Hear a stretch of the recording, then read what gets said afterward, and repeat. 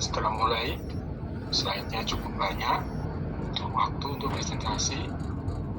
Kawan-kawan di luar kelompok 4 silakan menyimak dengan baik, dengan seksama, mempersiapkan saran, kritik, apresiasi untuk penyempurnaan draft yang sudah dihasilkan teman-teman kelompok 4. Silakan. Terima kasih. Selamat malam, Prof. Antun dan teman-teman semuanya. Alhamdulillah kita pada hari ini berjumpa lagi pada mata kuliah analisis kebijakan publik kegiatan. Ini kami dari tempat akan mempresentasikan terkait dengan strategi percepatan mobilitas optimalisasi bus Transjatim di gerbang Kertosusila. Oke, selanjutnya.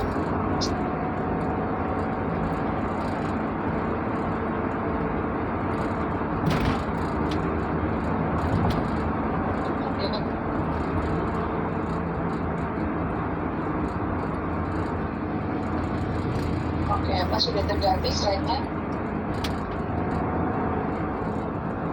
Di tempat saya nggak geser, Mbak. Oh ya, baik.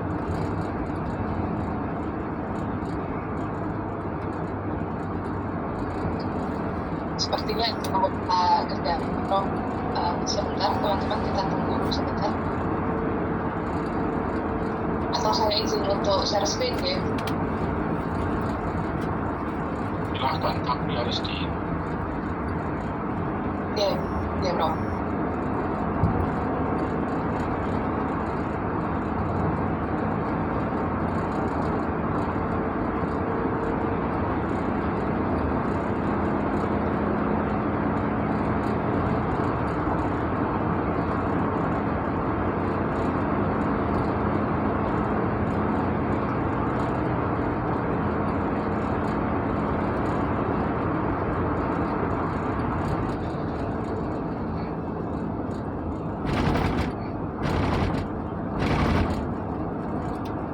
Baik, sudah terlihat ya teman-teman semuanya. Saya izin untuk melanjutkan terkait dengan hari ini.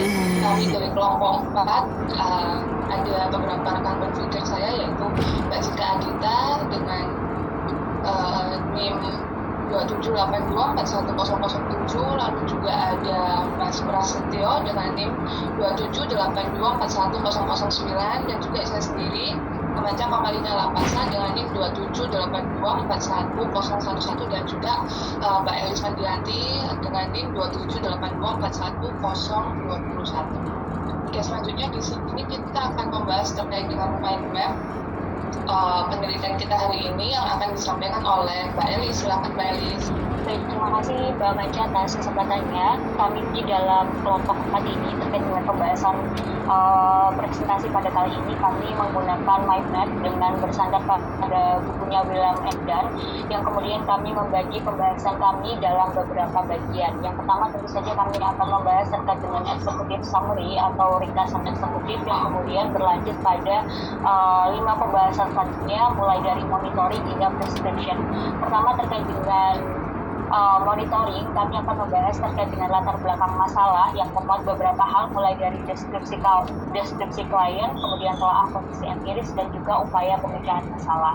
Kemudian selanjutnya terkait dengan evaluation, kami akan membahas beberapa hal yang terkait dengan signifikasi masalah, mulai dari evaluasi kinerja kebijakan sebelumnya, ruang lingkup dan tingkat keparahan masalah, dan juga yang terakhir terkait dengan menentukan kebutuhan analisis dalam pembuatan policy paper ini.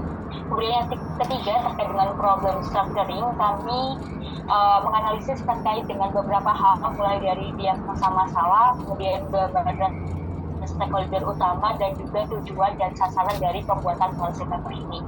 Keempat terkait dengan forecasting, kami menganalisis terkait dengan alternatif kebijakan yang kemudian kami usulkan dalam menyelesaikan beberapa persoalan yang telah kami definisikan sebelumnya. Yang terakhir terkait dengan prescription, terkait dengan conclusion and recommendation, kami menganalisis beberapa hal, mulai kriteria atau aturan keputusan, kemudian rekomendasi dan kesimpulan, deskripsi alternatif yang dipilih, strategi implementasi, rencana monitoring dan evaluasi, dan juga yang terakhir terkait dengan batasan dan konsekuensi tak terduga atau kami menyebutnya terkait dengan mitigasi resiko. Next, Mbak Amanca. Oke, baik, terima kasih Mbak Elis atas penjelasannya. Selanjutnya kita akan beralih ke bagian eksekutif summary ya, di mana di sini akan memberikan gambaran terkait apa saja yang dikaji dalam penelitian yang sudah disajikan oleh kelompok kami ya, memuat latar belakang, tujuan, temuan utama, alternatif kebijakan, rekomendasi kebijakan, dan juga bagaimana kesimpulan dari penelitian ini sesuai apa yang disampaikan oleh Mbak Elis juga sebelumnya ya. Dan selanjutnya di sini sebelum kita memahami seluruh poin-poin tersebut, kita harus mengetahui berangkat dari landasan utama seperti apa sih gitu ya. Jadi di sini terkait dengan strategi percepatan mobilitas berkelanjutan, optimalisasi bus Transjatim di wilayah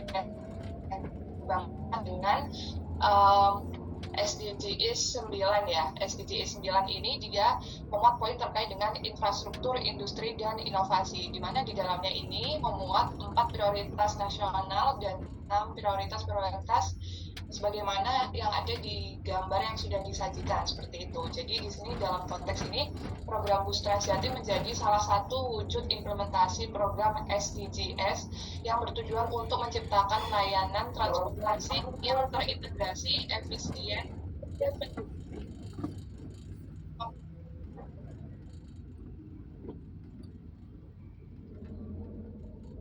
suara masjid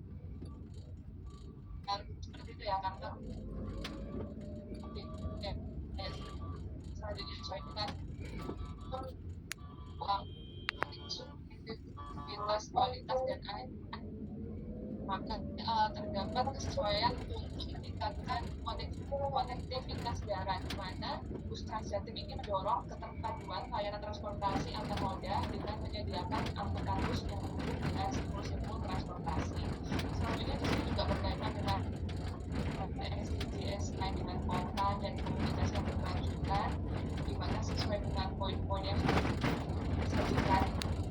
Karena optimalisasi Bus Transjatim ini berkaitan untuk menyediakan layanan transportasi massal yang aman, terjangkau, dan terintegrasi untuk meningkatkan konektivitas antar kota di wilayah Gerbang Kertosusilo, dan juga SDGs 13 terkait dengan penanganan perubahan iklim, di mana sesuai dengan poin yang sudah disajikan, di mana optimalisasi Bus Transjatim ini berkontribusi pada pencapaian untuk terkait dengan mitigasi perubahan iklim ya, untuk mengurangi emisi karbon dan juga kendala polusi udara yang lain seperti itu. Ya, selanjutnya di sini juga ada landasan utama yang tidak kalah penting, berangkat dari Peraturan Presiden Republik Indonesia Nomor 80 Tahun 2019, di mana Gerbang Kertosusilo ini menjadi wilayah prioritas percepatan pembangunan ekonomi yang penting begitu ya, di mana peran strategis sebagai pusat pertumbuhan dia ini mendukung perekonomian daerah maupun nasional, di mana di sini juga dengan populasi yang padat dan tingkat aktivitas ekonomi yang tinggi, Gerbang Kertosusilo ini membutuhkan sistem transportasi yang efisien dan ramah lingkungan untuk mendukung mobilitas masyarakat.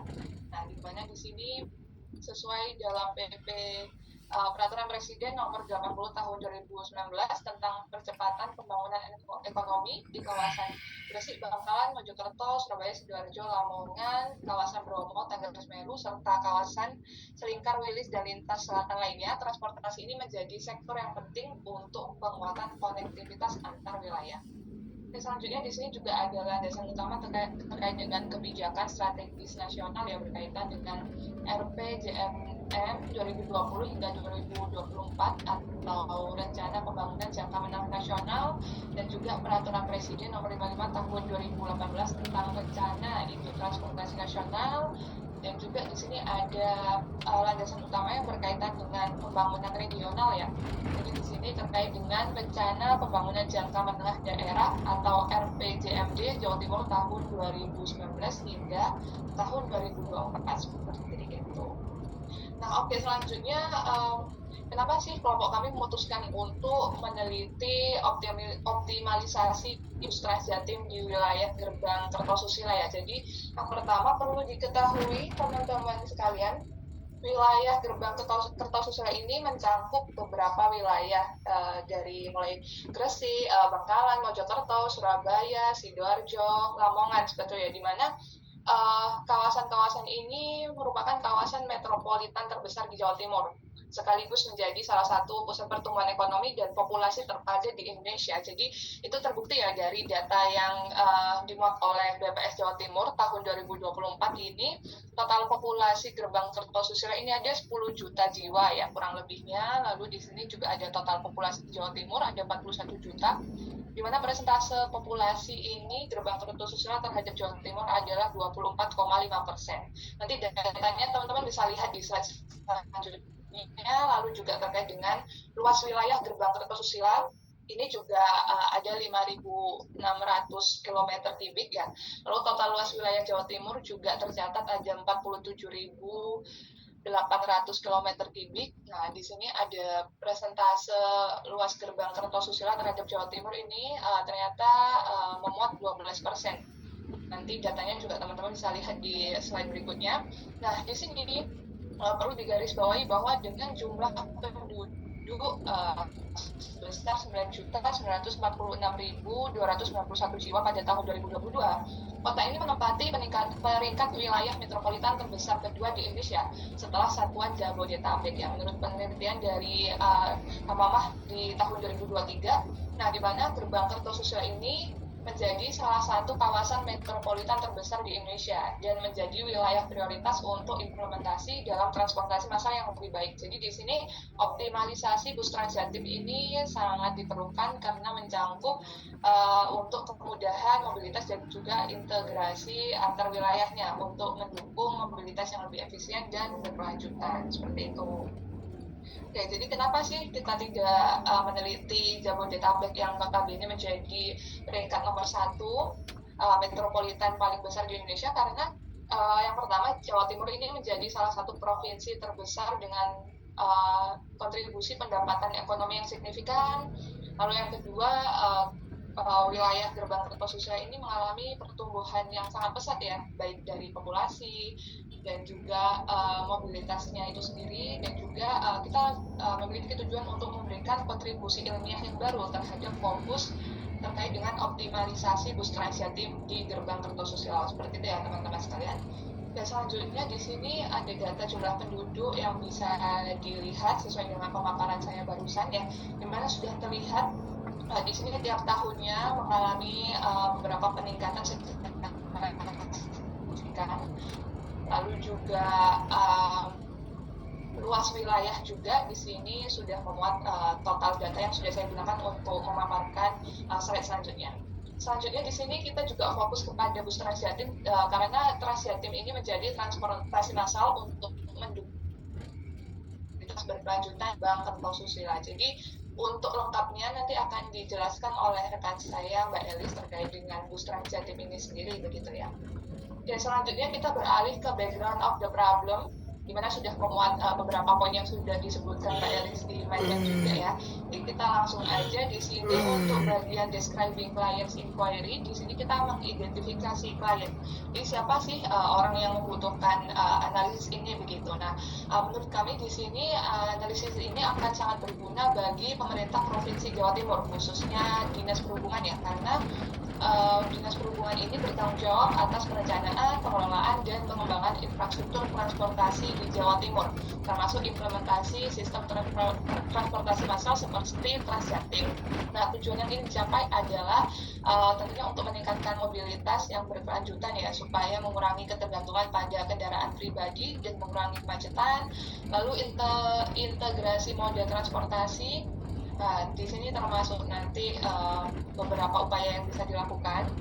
Nanti bagian teman-teman saya yang bisa menjelaskan ya. Lalu kemudian di sini juga tujuan yang ingin dicapai adalah meningkatkan kualitas layanan transportasi. Jadi di sini kita semua dapat melihat bagaimana di sini rekomendasi terhadap dengan perbaikan kualitas pelayanan transportasi umum yang menawarkan alternatif yang semoga diharap lebih baik seperti itu ya. Lalu yang jelas di sini mengurangi kemacetan karena di kawasan perkotaan ya, khususnya untuk gerbang Kertosusila ini karena mobilitas tinggi, masyarakatnya masih sangat bergantung pada kendaraan bermotor yang menyebabkan kemacetan seperti itu. Selanjutnya di sini kenapa klien membutuhkan analisis ini, karena di sini adanya perencanaan dan kebijakan yang tepat. Nah, jadi di sini harapannya dengan analisis yang kami berikan ini, di Sub Jawa Timur dapat membuat kebijakan yang lebih efektif dalam mengoptimalkan jaringan transportasi umum, khususnya bus Transjatim. Lalu di sini juga kita memberikan analisis, ya, jadi berdasarkan data. Jadi di sini semoga harapannya dapat membantu Dishub untuk memahami lebih baik kebutuhan masyarakat, kondisi transportasi yang ada, serta dampak sosial dan lingkungan. Apalagi mungkin opsinya nanti ada bus listrik juga yang akan bisa dijadikan salah satu alternatifnya gitu. Dan juga di sini sudah jelas untuk mendukung pencapaian SDGs dan program nasional yang sudah disebutkan, dan juga peningkatan infrastruktur gitu ya. Jadi secara keseluruhan analisis ini memberikan wawasan yang sangat penting bagi pemerintah Provinsi Jawa Timur untuk merancang kebijakan dan strategi yang lebih baik dalam menghadapi tantangan mobilitas dan transportasi di kawasan Gerbang Kertosusila. Nah, di sini kita beralih ke overview problem situation. Nah, di sini yang pertama kita menghadapi masalah kepadatan penduduk ya. Nah, jadi di sini sudah terlihat beberapa data dari BPS Jawa Timur, di mana Kota Surabaya memiliki peringkat yang paling tinggi untuk kepadatan penduduk di Gerbang Kertosusila, dan total kepadatan penduduk Gerbang Kertosusila ini adalah 2 kali lipat begitu ya dibandingkan kepadatan penduduk di Jawa Timur itu sendiri, berdasarkan data yang sudah saya sajikan juga. Nah, selanjutnya di sini juga tidak terlepas dari laju pertumbuhan penduduk per tahun di Gerbang Kertosusila yang selalu meningkat seperti itu, di mana di sini laju pertumbuhan penduduk di wilayah Gerbang Kertosusila mencatat angka rata-rata sekitar 1,25% per tahun pada periode 2020 hingga 2022. Nah, hasil ini ternyata lebih tinggi dibandingkan laju pertumbuhan penduduk di Jawa Timur, seperti itu ya secara keseluruhan.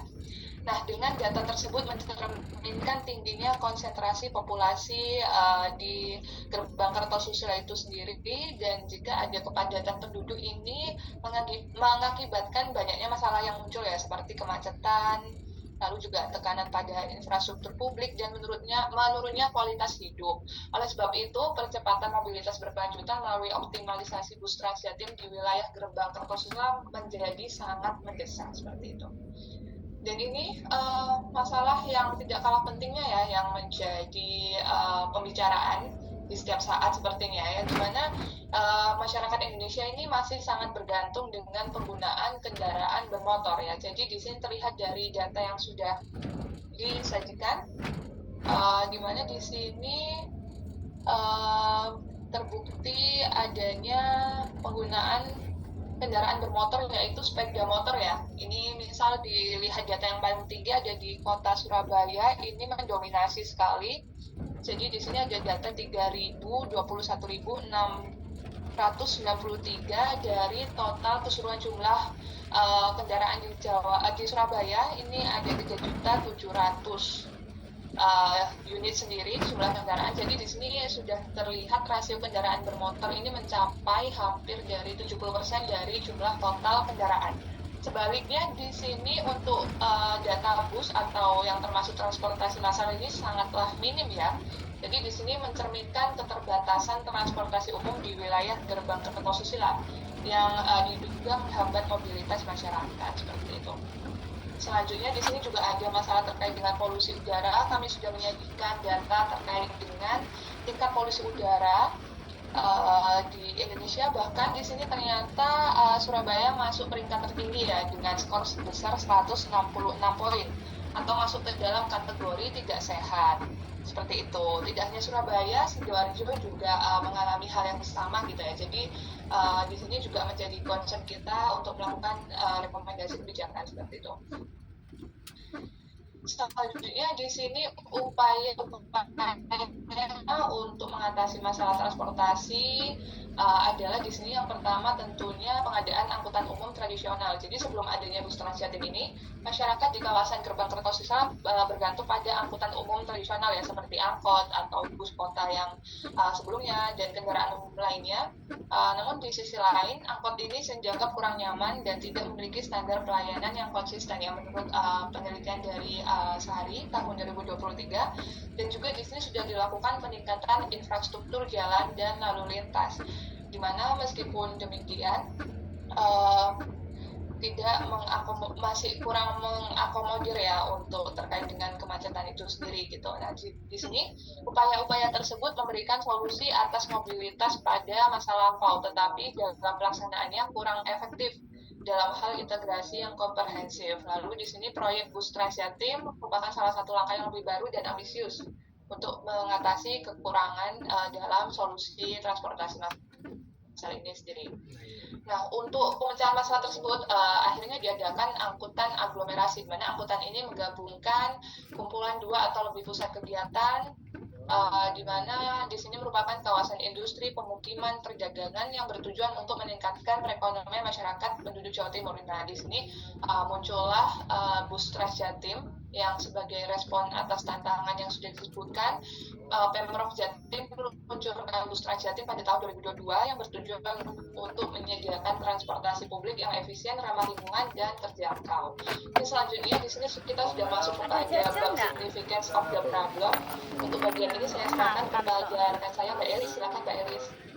Baik, terima kasih Mbak Manca. Selanjutnya kita akan membahas terkait dengan beberapa hal mulai dari evaluasi kebijakan sebelumnya hingga perlunya analisis dari topik yang kita angkat. Next, Mbak. Baik, pertama terkait dengan evaluate past policy performance, di mana dalam hal ini dirujuk pada proses untuk menilai sejauh mana kebijakan yang telah ditetapkan itu berhasil mencapai tujuan yang diinginkan. Pertama, kami berfokus pada bagaimana kemudian adanya transportasi umum Bus Trans Jatim, di mana dalam operasionalnya transportasi umum Bus Trans Jatim ini berlandaskan pada beberapa dasar hukum. Yang pertama mulai dari Undang-Undang Nomor 22 Tahun 2009 tentang lalu lintas dan angkutan jalan, khususnya terkait dengan pasal 7 ayat 1 yang kemudian menyebutkan bahwa pengelolaan dari penyediaan layanan transportasi umum itu sejalan dengan amanat bahwa layanan lalu lintas dan angkutan jalan adalah tanggung jawab pemerintah daerah, badan hukum, dan masyarakat. Kemudian peraturan pemerintah nomor 55 tahun 2012 tentang kendaraan, yang kemudian di dalam peraturan pemerintah ini mengatur terkait dengan standar teknis kendaraan, mulai dari standar keselamatan dan keamanan, persyaratan emisi kendaraan, dan juga kelayakan operasional termasuk yang digunakan untuk angkutan umum seperti bus. Yang kemudian dasar hukum yang ketiga adalah peraturan pemerintah nomor 74 tahun 2014 tentang angkutan jalan, di mana dasar hukum penyelenggaraan angkutan umum ini termasuk memuat beberapa hal mulai dari tata kelola angkutan massal seperti Bus Trans Jatim ini. Nah, peraturan ini juga mencakup beberapa aspek mulai dari perencanaan, penyediaan, hingga pengawasan layanan transportasi publik berbasis jalan, termasuk di dalamnya mengatur terkait dengan lajur khusus atau jaringan trayek. Dasar hukum selanjutnya yang kemudian terkait dengan bagaimana kemudian Bus Trans Jatim ini adalah Peraturan Menteri Perhubungan Nomor 15 Tahun 2019 tentang angkutan umum massal berbasis jalan, yang dimana Permenhub ini memberikan pedoman bagi pengembangan angkutan umum massal termasuk sistem bus rapid transit atau BRT seperti Bus Trans Jatim.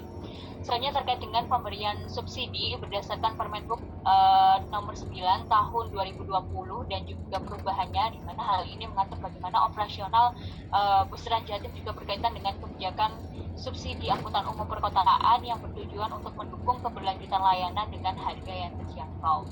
Dasar hukum selanjutnya yang berkaitan juga terkait dengan keputusan Dirjen Perhubungan Darat nomor KP 792 /AJ 205 /DFJ garis miring 2021, di mana keputusan Dirjen ini menjadi aturan teknis terkait dengan angkutan umum, termasuk bagaimana kemudian aspek operasional dan standar pelayanan minimum, juga memberikan landasan bagi penyelenggaraan layanan Bus Trans Jatim. terakhir terkait dengan dasar hukum Pusras Jatim ini juga terkait dengan Perda Jatim nomor 8 tahun 2023 tentang pajak daerah dan retribusi daerah, di mana dalam Perda Jatim ini memuat bahwa hasil penerimaan PKB itu paling sedikit 10% itu digunakan untuk pembangunan dan atau pemeliharaan jalan serta peningkatan moda dan sarana transportasi umum. Next, bro. Baik, selanjutnya terkait dengan bus Trans Jatim ini sendiri, perlu diketahui teman-teman semuanya bahwa sebelum adanya bus Trans Jatim ini sebenarnya telah ada bus Trans Sidoarjo, di mana bus Trans Sidoarjo ini merupakan bus bantuan dari Kementerian Perhubungan untuk 5 kota di Indonesia, salah satunya adalah Surabaya. Nah, pada awalnya bantuan bus aglomerasi ini itu diperuntukkan untuk kota Surabaya, namun pada waktu itu pemerintah kota Surabaya ini menolak karena sudah memiliki rencana pengembangan transportasi tersendiri, sehingga bus aglomerasi ini kemudian dilimpahkan ke Kabupaten Sidoarjo dan dalam pengoperasiannya itu dilakukan oleh perusahaan umum Damri. Nah, awalnya bus ini itu digunakan untuk angkutan delegasi United Nations Habitat di Surabaya pada tahun 2015. Nah, Trans Sidoarjo ini memiliki 15 halte yang tersebar dari Terminal Porong hingga Terminal Purabaya. Pada tahun 2018, dari 30 bus yang tersedia itu hanya 10 bus yang beroperasi dengan biaya operasional harian yang tinggi, yakni mencapai 5 juta rupiah. Sementara pemasukan itu hanya sekitar 3 juta rupiah. Nah, hal ini kemudian membuat Damri itu merugi selaku operator bus itu juga kemudian mempertimbangkan kembali. Nah, kemudian mengapa kemudian merugi juga ini dipengaruhi atas rendahnya minat masyarakat terhadap penggunaan bus ini. Nah, hal ini disebabkan dari beberapa hal, mulai dari kurangnya jumlah halte dan terlalu pendeknya rute trayek, kemudian belum adanya angkutan pengumpan atau feeder yang kemudian dapat menjangkau daerah-daerah pinggiran, waktu tunggu bus yang lama, kurangnya kenyamanan dalam shelter dan dalam bus, juga kurangnya kesigapan petugas dalam melayani pengguna. Nah, dalam perkembangannya pada tahun 2020 akibat pandemi COVID-19 dengan adanya kebijakan pembatasan mobilitas ini berimbas pada pemberhentian total layanan BRT Trans Gerbang Kertosusilo ini, atau yang dikenal dengan sebutan bus Trans Sidoarjo, yang lintasan awal operasionalnya ini dari Porong hingga Purabaya melalui jalan tol. Next, Mbak. Baik, kita masuk terkait dengan pembahasan bus Trans Jatim sendiri. Nah, bus Trans Jatim ini menjadi sistem transportasi umum yang berupa bus raya terpadu yang kemudian beroperasi pada jaringan penghubung antar kota dan kabupaten dalam satu kawasan aglomerasi perkotaan di Jawa Timur, yakni wilayah Gerbang Kertosusilo, yang kemudian juga telah dijelaskan oleh Mbak Amanca di awal tadi. Nah, layanan ini kemudian menggunakan skema pembelian layanan atau buy the service. Kemudian bagaimana terkait dengan operasionalnya? Operasional bus Trans Jatim ini berlaku kerjasama dengan Perum Damri sebagai BUMN yang kemudian bergerak dalam bidang pelayanan angkutan penumpang, umum, barang, dan jasa, serta penunjang lainnya. Nah, dalam hal ini kami juga menyajikan bagaimana kemudian adanya perjanjian kerjasama antar pemerintah Provinsi Jawa Timur dengan Perum Damri, di mana dalam PKS ini memuat adanya penetapan tarif operasional, yakni 5.000 untuk masyarakat umum dan juga 2.500 untuk pelajar santri. Nah, dari seluruh rute memang bus Trans Jatim ini tarifnya memang sama, karena dalam hal ini dalam operasionalnya bus Trans Jatim ini mendapatkan subsidi dari pemerintah Provinsi Jawa Timur sebesar 80%. Kemudian dalam perjanjian kerjasama ini juga dijelaskan bagaimana kemudian hak dan kewajiban, di mana pihak pertama, yakni pemerintah Provinsi Jawa Timur ini memiliki kewajiban untuk menyediakan prasarana, tenaga kerja, dan juga anggaran, sementara pihak kedua ini menyediakan sarana dan perawatan sesuai perjanjian. Nah, tahun 2024 total armada bus Trans Jatim ini berjumlah 110 bus, di mana ada rinciannya, di mana 107 itu merupakan bus reguler dan tiganya adalah bus luxury yang beroperasi pada 5 rute atau 5 koridor. Dalam hal ini bisa dilihat dari gambar di samping, di mana terdapat koridor 1 yang beroperasi di 3 kota, yakni Sidoarjo, Surabaya, dan Gresik dengan total 33 bus, yang kemudian koridor 2 yakni Mojokerto Surabaya yang berjumlah 22 bus, kemudian koridor 3 yang beroperasi rute Mojokerto Gresik dengan jumlah 22 bus, kemudian koridor 4 yang memiliki rute Bunder Paciran yang berjumlah 15 bus, dan juga koridor 5 dengan rute Bangkalan Surabaya sejumlah 15 bus. Tentu kehadiran bus Transjatim ini diharapkan dapat mengurangi kemacetan di wilayah Gerbang Kertosusilo. Nah, kehadiran Transjatim ini menggunakan pola scrapping, di mana pola scrapping ini bermaksud untuk menggantikan unit angkatan existing dengan unit angkatan yang baru pada 90% trayek yang dilalui. Next, Mbak. Oke, baik. Ini masih terkait dengan bagaimana kemudian operasional dari bus Transjatim itu sendiri. Tentu sebagaimana sebelumnya telah dijelaskan terkait dengan pola scrapping ini bertujuan untuk bagaimana mengurangi tumpang tindih trayek atau overlapping rute yang sering kemudian menyebabkan adanya kemacetan, polusi, dan juga persaingan tidak sehat antar angkutan. Nah, dalam operasionalnya, bus Transjatim ini menggunakan 4 metode pembayaran tunai maupun non-tunai dan didukung adanya kartu pelanggan Transjatim dan kartu multi trip atau KMT. Di operasional Transjatim sendiri itu juga memiliki aplikasi Transjatim atau Ajaib yang kemudian memuat 5 hal, mulai dari informasi rute dan halte, kemudian informasi semua bus, informasi bus terdekat, informasi shelter, dan juga informasi penumpang. Bagaimana kemudian terkait dengan jam operasionalnya sendiri? Bus Transjatim ini beroperasi mulai pukul 5 pagi dan juga sampai 9 malam, di mana pagi dan sore di jam padat bus itu berangkat selama 15 menit sekali, dan juga siang itu berangkat selama 30 menit sekali. Next, Mbak. Baik, selanjutnya terkait dengan evaluasi performa kebijakan sebelumnya, di mana dalam buku William Endon tahun 2018 itu terdapat kriteria for policy prescription, di mana kriteria ini tuh menjadi panduan yang digunakan untuk merumuskan rekomendasi kebijakan yang efektif dan tepat sasaran, di mana dalam hal ini memuat 6 hal, mulai dari efektivitas yang merujuk pada sejauh mana kebijakan itu mencapai tujuan utamanya, kemudian efisiensi yang merujuk pada sumber daya yang digunakan untuk mencapai tingkat hasil tertentu, kecukupan yang mencakup bagaimana seberapa jauh pencapaian hasil yang diinginkan mampu untuk memecahkan masalah. Selanjutnya terkait dengan pemerataan, bagaimana manfaat dan manfaat ini didistribusikan dengan merata kepada kelompok yang berbeda. Responsivitas terkait dengan sejauh mana suatu kebijakan itu memenuhi kebutuhan, preferensi, atau kepentingan kelompok tertentu, dan juga ketepatan yang mencakup bagaimana nilai atau manfaat dari hasil suatu program. Nah, dalam analisis kami sesuai dengan problem yang telah ditampilkan di awal oleh rekan saya, Mbak Amanca, kami berfokus pada beberapa hal, mulai dari mengatasi masalah kemacetan, mengatasi ketergantungan kendaraan pribadi, dan juga mengatasi masalah lingkungan. Next, Mbak. Baik, selanjutnya terkait dengan bagaimana sih kondisi pelayanan bus Transjatim hingga saat ini. Ternyata dalam beberapa hal bus Transjatim ini masih memiliki beberapa kendala, mulai dari sarana, prasarana, ataupun pelayanannya.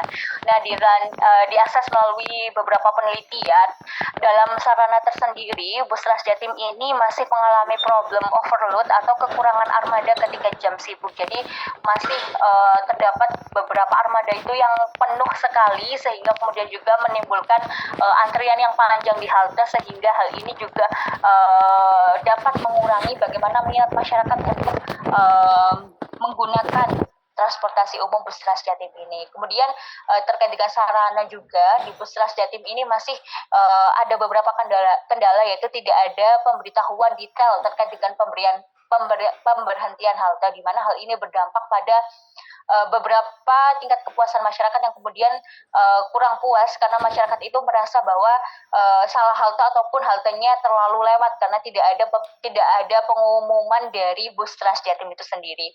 Kemudian terkait dengan prasarana, dalam hal ini masih ada beberapa permasalahan yang ditemukan. Yang pertama, adanya minimnya penerangan lampu di beberapa halte, karena memang bus Transjatim ini seperti yang disebutkan sebelumnya itu beroperasi hingga jam 9 malam. Tentu penerangan di beberapa halte ini ini juga dapat menunjang bagaimana perasaan kenyamanan dari masyarakat itu sendiri. Kemudian dari prasarana sendiri, Bus Trans Jatim ini masih lamban dalam pembenahan fasilitas halte yang rusak seperti kaca pembatas. Kemudian belum adanya inovasi fasilitas di halte untuk menangani musim hujan. Dan selanjutnya ada papan rute dan CCTV yang kemudian masih belum terpasang merata di seluruh halte. Halte kemudian juga belum ramah penyandang disabilitas karena belum ada guiding block dan juga tangga yang kemudian sangat curam untuk dilalui oleh penyandang disabilitas. Kemudian dalam prasarana juga ada beberapa kendala, misalnya kurangnya ketersediaan rute dan halte di tiap kabupaten, estimasi waktu kedatangan di aplikasi yang belum akurat, dan juga belum terintegrasi dengan semua terminal. Khususnya dalam hal ini kami menemukan belum terintegrasi khususnya di terminal Osowilangun. Terkait dengan pelayanan sendiri, kami menemukan beberapa hal bahwa terdapat keluhan dari masyarakat mulai dari durasi menjawab aduan baik melalui WhatsApp atau Instagram ini melebihi waktu yang kemudian menjadi standar operasional, yakni 1 kali 24 jam. Kemudian terdapat juga pemberitaan dan hasil penelitian yang menunjukkan bahwa beberapa pramugari atau pramugara ini kurang tegas dalam menegur penumpang yang duduk di kursi prioritas. Next, Mbak Manca. Nah, terakhir terkait dengan evaluasi performa kebijakan sebelumnya, bagaimana kemudian Bus Trans Jatim ini dalam mengatasi kemacetan dan polusi udara. Bus Trans Jatim ini memang dirancang sebagai solusi strategis untuk mengatasi kemacetan di wilayah Gerbang Kertosusilo. Nah, dengan sistem transportasi berbasis bus rapid transit atau BRT dan skema bus service, Bus Trans Jatim ini diharapkan menjadi transportasi alternatif yang lebih efisien, ramah lingkungan, dan terjangkau dibandingkan penggunaan kendaraan pribadi. Nah, bagaimana kemudian terkait dengan pengurangan jumlah kendaraan pribadi di jalan raya? Nah, Jawa Timur seperti yang disebutkan sebelumnya itu menjadi provinsi tertinggi di Indonesia dalam jumlah kendaraan bermotor dengan total kendaraan itu sejumlah 25,6 juta. Sementara Bus Trans Jatim ini sebagai salah satu transportasi publik di aglomerasi Gerbang Kertosusilo ini hanya sejumlah 110 armada, sehingga dari kondisi empiris ini sangat sulit sekali untuk mengurangi bagaimana ketergantungan pada kendaraan pribadi dan mengatasi kemacetan di jalan raya. Dalam hal ini perlu upaya yang signifikan untuk meningkatkan jumlah armada bus guna mendukung pengurangan kendaraan pribadi di jalan raya. Kemudian terkait optimalisasi rute strategis, bahwa Bus Trans Jatim ini telah memiliki 5 koridor yang beroperasi di seluruh wilayah aglomerasi Gerbang Kertosusilo. Namun halte pemberhentian Bus Trans Jatim ini belum menjangkau daerah pinggiran serta belum terintegrasi dengan transportasi publik lainnya di kabupaten atau kota. Nah, optimalisasi rute strategis dengan penambahan halte di setiap rute ini penting untuk kemudian meningkatkan bagaimana aksesibilitas transportasi publik khususnya Bus Trans Jatim ini bagi masyarakat di daerah-daerah aglomerasi. Kemudian terkait dengan pengurangan waktu perjalanan, nah sejak tahun 2022, Bus Trans Jatim ini mengalami kenaikan load factor dari 105,53% itu menjadi 115% pada tahun 2023. Namun kenaikan jumlah penumpang ini tidak disertai dengan penambahan armada yang signifikan, sehingga waktu tunggu rute ini masih melebihi estimasi waktu tunggu antar keberangkatan atau headway yang mencapai 20-30 menit di jam sibuk. Terakhir terkait dengan penggunaan teknologi ramah lingkungan, meskipun Bus Trans Jatim ini berdampak dalam pengurangan emisi atas skema angkutan massal, namun sejak diluncurkan Bus Trans Jatim ini juga masih menggunakan bahan bakar konvensional seperti diesel yang kemudian belum sepenuhnya ramah lingkungan. Next, Mbak.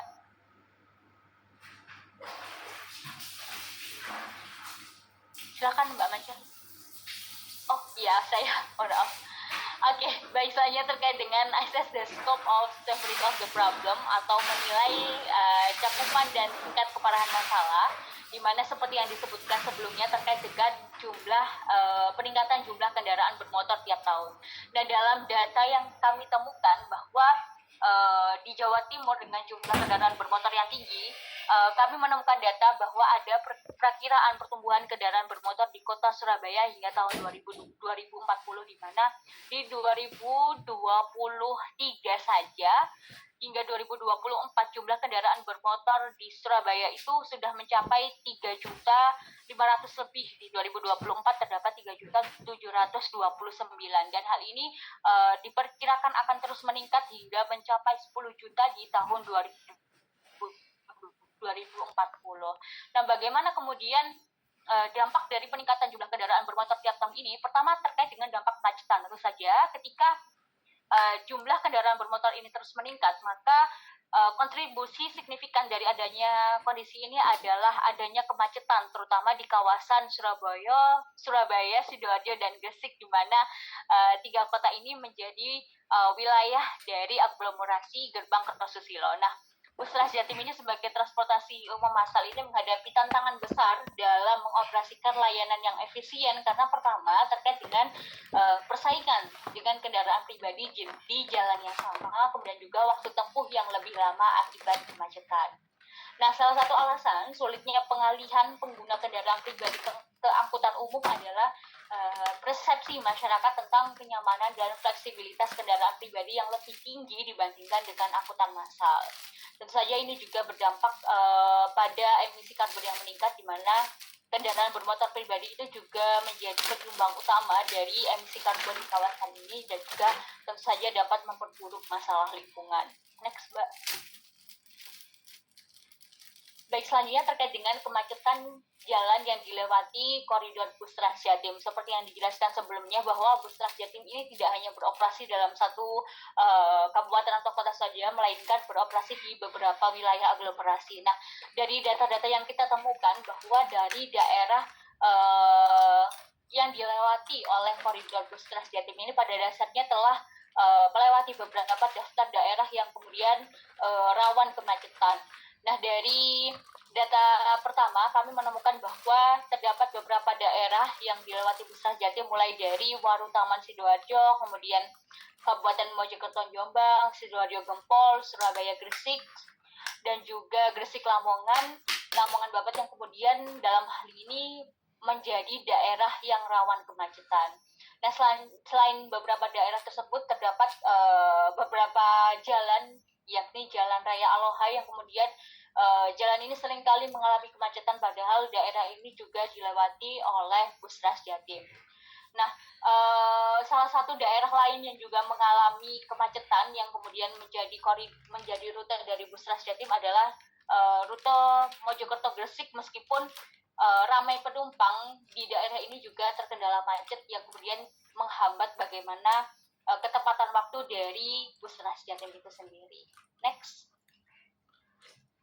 Silakan Mbak Amanca.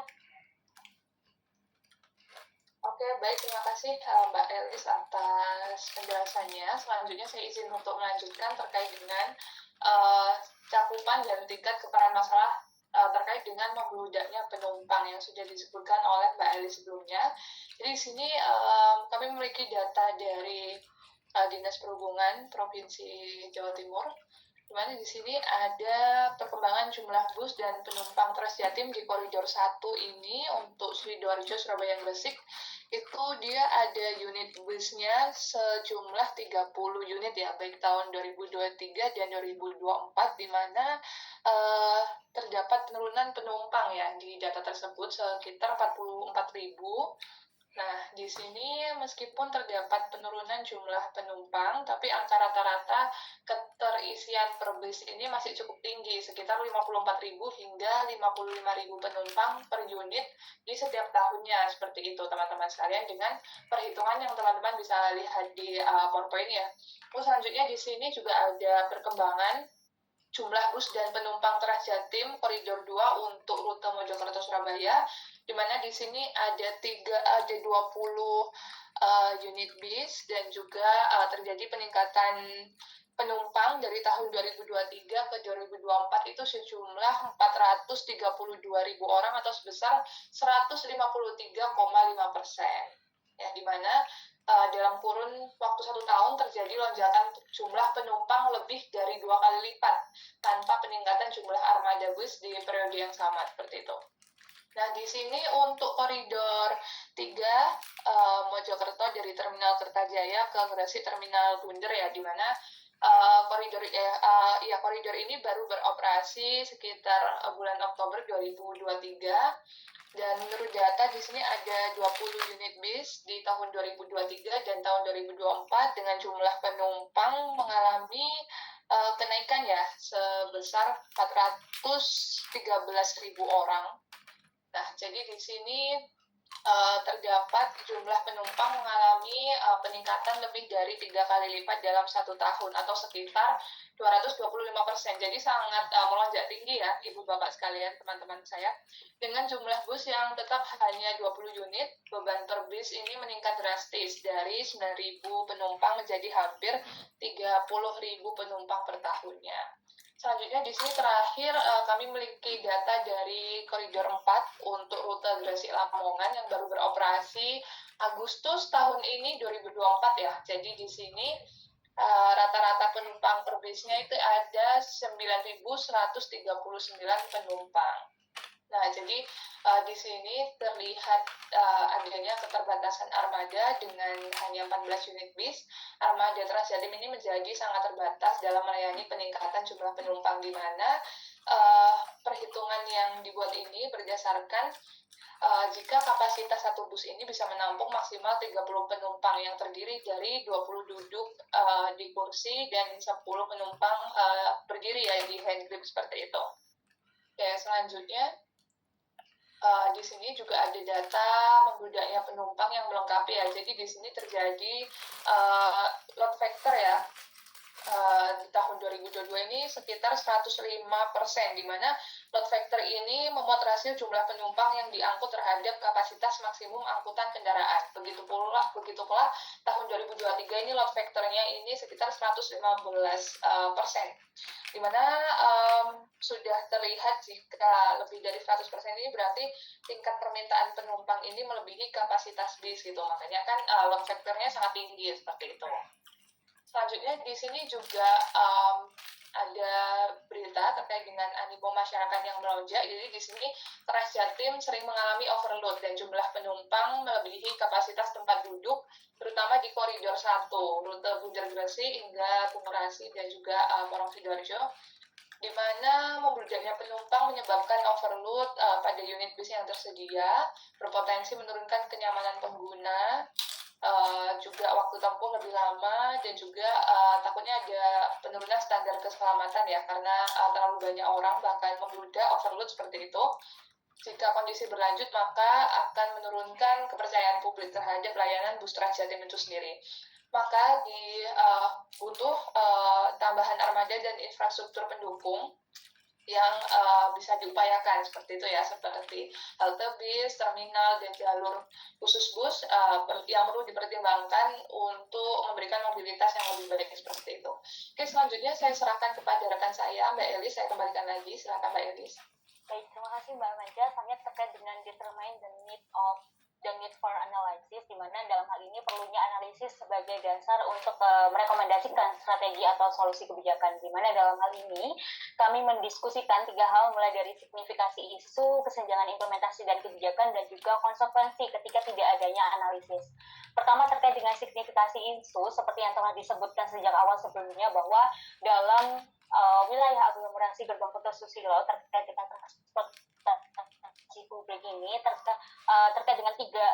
terkait dengan 4 permasalahan utama. Yang pertama adalah kepadatan penduduk di Gerbang Kertosusilo, kemudian juga ketergantungan dengan kendaraan bermotor, kemacetan di wilayah Gerbang Kertosusilo, dan juga polusi udara di Gerbang Kertosusilo. Nah, kemudian selanjutnya terkait dengan kesenjangan implementasi dan kebijakan, di mana dapat dijelaskan bahwa bus Transjatim ini bertujuan dalam menyediakan transportasi massal yang efisien, tepat waktu, dan nyaman untuk meningkatkan mobilitas masyarakat di wilayah aglomerasi seperti Gerbang Kertosusilo.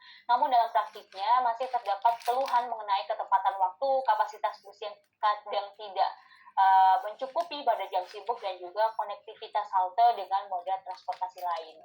Selain itu, terkait dengan kesenjangan implementasi dan kebijakan, kami menemukan data bahwa tidak semua wilayah strategis di Gerbang Kertosusilo ini memiliki akses langsung ke halte bus Transjatim. Nah, hal ini kemudian menciptakan kesenjangan, terutama bagi masyarakat di daerah pinggiran. Terakhir terkait dengan konservasi tidak adanya analisis, kami mendasarkan pada hal yang pertama bahwa kawasan aglomerasi Gerbang Kertosusilo ini merupakan kawasan strategis nasional atau KSN dari sudut kepentingan pertumbuhan ekonomi yang berdasar pada Perpres nomor 80 tahun 2019 dan Perpres nomor 66 tahun 2022. Nah, salah satu upaya untuk mewujudkan tujuan kebijakan tersebut yakni harus adanya konektivitas dan jaminan mobilitas masyarakat. Perlunya analisis terhadap bus Transjatim ini didasarkan pada kebutuhan untuk kemudian mengidentifikasi dan menganalisis peluang dan tantangan dalam optimalisasi layanan transportasi umum di wilayah Gerbang Kertosusilo. Nah, sebagai wilayah aglomerasi dengan tingkat mobilitas yang tinggi, Gerbang Kertosusilo ini membutuhkan sistem transportasi yang efisien, terjangkau, dan juga berkelanjutan. Terakhir, hasil analisis ini akan menjadi dasar untuk kemudian merumuskan strategi peningkatan mobilitas berkelanjutan, memastikan keterpaduan layanan transportasi, dan juga mendukung adanya upaya pemerintah daerah dalam mendorong pembangunan ekonomi dan pengurangan dampak yang telah disebutkan sebelumnya. Next, Mbak.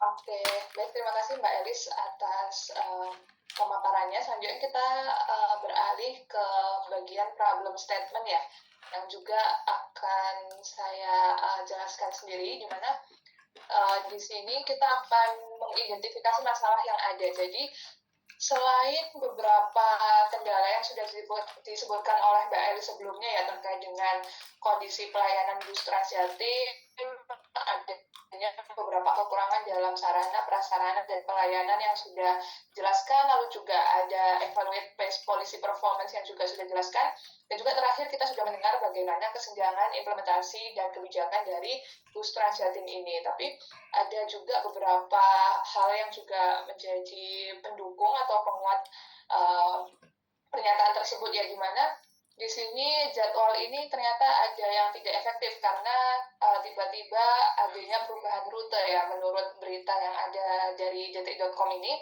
Jadi di sini ada kasus di mana rute awal tol Romo Kalisari ini langsung keluar Waru ke Bungur, di mana kasus ini tiba-tiba berubah rute. Bis Transjatim ini muter dulu ke Waru dan melewati titik kemacetan yang makin membuat lama ya, atau penundaan jadwal yang lebih panjang lagi begitu. Lalu juga ada masalah terkait dengan halte. Jadi di sini juga berdasarkan Radar Mojokerto Jawa Pos ya, di mana di sini ternyata terdeteksi adanya halte bus Transjatim Koridor 3 di Kabupaten Mojokerto itu sempat rusak karena tertimpa pohon dan bahkan tidak diperbaiki hingga kurang lebih selama 6 bulan lamanya. Dan hal tersebut menyebabkan naik alur atau rute naik turun penumpang ini menjadi tidak rapi ya. Bahkan menurut berita itu diturunkan di pinggir jalan seperti itu. Hal itu kan sangat membahayakan keselamatan dan juga mengurangi kenyamanan penumpang seperti itu. Lalu selanjutnya juga ada masalah terkait dengan armada. Jadi di sini karena animo masyarakat yang melonjak ya, selain berdasarkan data yang sudah disampaikan sebelumnya, di sini juga diperkuat bahwa Transjatim ini memang sering overload ya teman-teman sekalian. Jadi sangat perlu untuk penambahan armada bis Transjatim itu sendiri. Lalu juga terkait dengan infrastruktur, di mana rute Transjatim Mojokerto Batu ini terkenal curam seperti itu ya, di mana hal tersebut memerlukan perbaikan infrastruktur ke depannya seperti itu. Lalu juga ada berita dari Radar Mojokerto Jawa Pos terkait dengan bus Transjatim yang nyungsep di Mojokerto. Jadi kalau di berita ini dijelaskan sepertinya para penumpang ini saat ditanyai mengenai kondisi tersebut menyatakan sopirnya ini ugal-ugalan gitu. Jadi karena ugal-ugalan melaju dengan kecepatan tinggi, tidak berhati-hati, akhirnya membahayakan penumpang dan bisnya nyungsep gitu ya. Jadi di sini juga ada pelanggaran SOP dan juga membahayakan keselamatan seperti itu. Ya, selanjutnya saya kembalikan lagi ke Mbak Elis, silakan Mbak Elis. Baik, terima kasih Mbak Maja. Selanjutnya terkait dengan describe major stakeholders, di mana dalam hal ini kami mengidentifikasi dan kemudian menjelaskan siapa saja pihak yang terlibat dalam upaya percepatan mobilitas berkelanjutan dengan optimalisasi bus Jatim di wilayah Gerbang Kota Susilo. Yang pertama adalah Kementerian Perhubungan, di mana Kementerian Perhubungan ini memiliki peran dalam memberikan panduan teknis, dan nasional serta dokumen kebijakan yang kemudian relevan untuk pengembangan transportasi publik. Tentu Kementerian Perhubungan ini memiliki kepentingan untuk memastikan bagaimana sinkronisasi kebijakan transportasi lokal dengan strategi transportasi nasional. Kemudian yang kedua yakni pemerintah Provinsi Jawa Timur, di mana pemerintah Provinsi Jawa Timur ini memiliki peran sebagai pengambil kebijakan utama, dan juga pemerintah provinsi ini bertanggung jawab atas perencanaan, regulasi, dan juga pengawasan operasional bus Jatim. Di mana pemerintah Provinsi Jawa Timur ini juga memiliki kemudian meningkatkan aksesibilitas transportasi publik, mengurangi kemacetan, dan juga mendorong pertumbuhan ekonomi di wilayah Gerbang Kertosusilo. Selanjutnya yakni Dinas Perhubungan Provinsi Jawa Timur, di mana di Provinsi Jawa Timur ini memiliki peran untuk mengelola operasional bus Jatim, kemudian memastikan pelaksanaan skema bus service, dan juga melakukan monitoring serta evaluasi layanan transportasi. Nah, di sub ini juga memiliki kepentingan untuk mendukung kebijakan transportasi berkelanjutan, meningkatkan kualitas layanan transportasi umum, dan juga memastikan keterjangkauan serta kepuasan dari pengguna. Next. Nah, stakeholder yang kemudian terkait dengan bagaimana ya upaya percepatan mobilitas berkelanjutan ini ya selama operasional bus Jatim ini provinsi dengan Perumdamri yang kemudian memiliki peran untuk mengelola operasional bus Jatim berdasarkan dengan skema pembelian layanan atau by the service. Nah, kepentingannya tentu saja operator bus ini menyediakan layanan transportasi yang berkualitas sesuai dengan kontrak kerja dengan pemerintah Provinsi Jawa Timur. Selanjutnya, stakeholder yang juga penting adalah pemerintah kota dan kabupaten di wilayah Gerbang Kertosusilo, di mana pemerintah kota dan kabupaten ini berkoordinasi dengan provinsi, kemudian untuk mendukung bagaimana operasional bus Jatim di wilayah masing-masing. Saja pemerintah kota dan kabupaten ini memiliki kepentingan untuk kemudian mengoptimalkan layanan transportasi lokal guna mendukung mobilitas masyarakat dan juga pembangunan daerah itu sendiri. Terakhir, kami mengidentifikasi adanya stakeholder yang juga penting, yakni institusi pendidikan, LSM, dan juga komunitas transportasi, di mana ketiganya ini memiliki peran untuk mengedukasi masyarakat tentang manfaat penggunaan transportasi publik, memberikan masukan berbasis penelitian atau kebutuhan masyarakat, serta mendorong adopsi layanan bus Jatim ini sebagai bagian dari mobilitas berkelanjutan. Tentu stakeholder ini atau pihak ini itu memiliki kepentingan untuk meningkatkan kesadaran masyarakat terhadap pentingnya transportasi publik yang efisien dan ramah lingkungan, serta memastikan kebijakan transportasi itu mencerminkan kebutuhan dan preferensi masyarakat secara luas, khususnya di wilayah Gerbang Kertosusilo. Next, Mbak. Nah, selanjutnya terkait dengan define goals and objektif, di mana dalam hal ini terkait dengan bagaimana merumuskan tujuan dan sasaran yang ingin dicapai melalui kebijakan atau intervensi yang diusulkan. Tentu saja kami berfokus pada bagaimana kemudian optimalisasi mobilitas berkelanjutan, khususnya yakni bus Jatim di wilayah aglomerasi Gerbang Kertosusilo. Tujuannya sendiri adalah mendorong mobilitas berkelanjutan melalui optimalisasi layanan bus Jatim di wilayah Gerbang Kertosusilo dengan meningkatkan aksesibilitas, efisiensi, dan juga efektivitas transportasi publik, sehingga hal ini dapat mengurangi ketergantungan pertumbuhan ekonomi lokal maupun nasional. Bagaimana kemudian terkait dengan sasarannya? Kami menetapkan 5 sasaran. Yang pertama adalah peningkatan aksesibilitas dengan perluasan rute dan koridor layanan bus Jatim agar dapat menjangkau wilayah-wilayah strategis dan mendukung mobilitas masyarakat. Kemudian peningkatan kualitas layanan,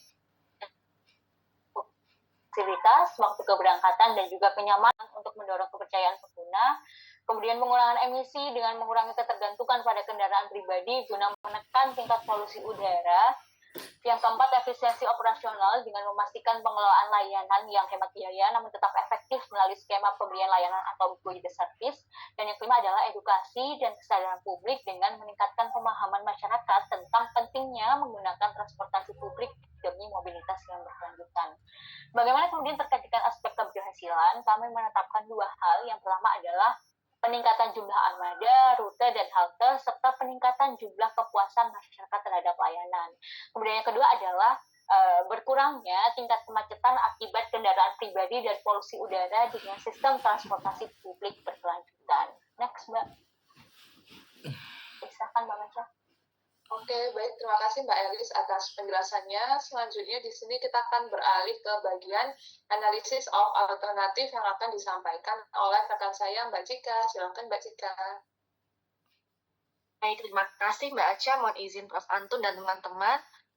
Dari beberapa masalah yang telah disebutkan tadi, kelompok kami merumuskan 4 alternatif kebijakan. Next, Mbak. Mbak Aca, next. Yang pertama adalah menambah koridor beserta armada bus. Jadi mengingat load factor Transjatim di masing-masing koridor ini rata-rata sudah di atas 70%, maka koridor beserta armada bus baik yang sejenisnya, yang sudah ada yang existing seperti itu, dan ataupun bus yang kapasitasnya lebih besar. Jadi dengan menambah kapasitas kursi, maka akan memuat lebih banyak penumpang serta mengurai antrian di halte.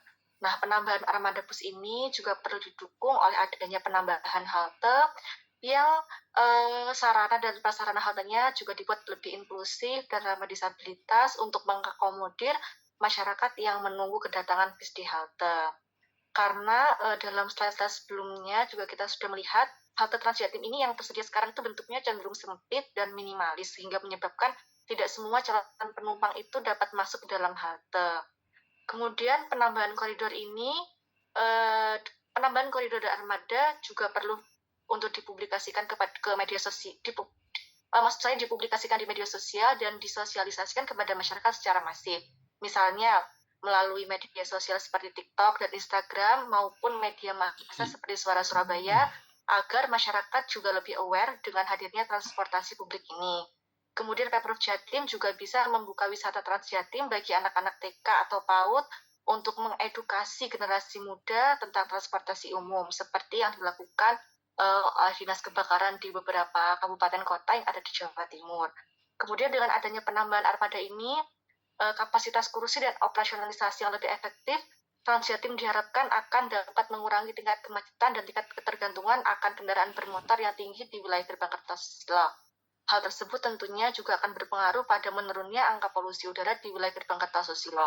Sesuai dengan Pergub nomor 67 tahun 2012 tentang Rencana Aksi Daerah Penurunan Gas Rumah Kaca Provinsi Jawa Timur, Pemprov Jatim berkomitmen untuk menurunkan emisi gas rumah kaca sebesar 29,007% atau sebesar 51.815.453,37 ton CO2 di tahun 2030.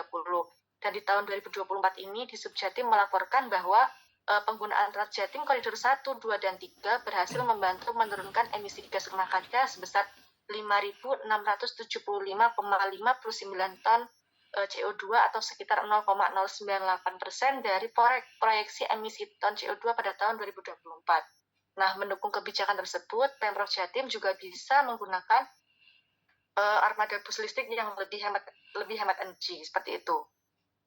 Kemudian dari sisi anggaran, APBD Pemprov Jatim di tahun 2022 sampai 2024 itu mencapai sekitar 28-32 triliun. Sementara bus Transjatim ini telah menghabiskan anggaran dengan rincian 83 miliar di tahun 2023 dan 140 miliar di tahun 2024. Sementara di tahun 2025 dianggarkan sebesar 200 miliar dalam pos belanja Dinas Perhubungan Jatim. Sebenarnya secara sekilas apabila ditinjau dari rasionya bukan merupakan beban berat bagi APBD Prof Jatim. Akan tetapi anggaran belanja besar ini telah mendapat perhatian khusus oleh Komisi A DPRD Prof Jatim selaku mitra pemerintah karena kecenderungan anggaran yang selalu meningkat. Nah, apakah anggaran ini akan terus meningkat dan sampai kapan mekanisme penambahan ini akan dilakukan mengingat load factor yang selalu meningkat? Maka dari itu, kami menilai bahwa perlu adanya pembentukan BLUT atau Badan Layanan Usaha Daerah yang berfokus pada operasional bus Transjatim sesuai dengan Peraturan Menteri Dalam Negeri nomor 79 tahun 2018 tentang BLUT.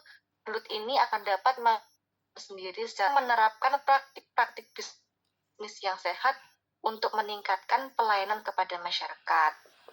Next, Mbak.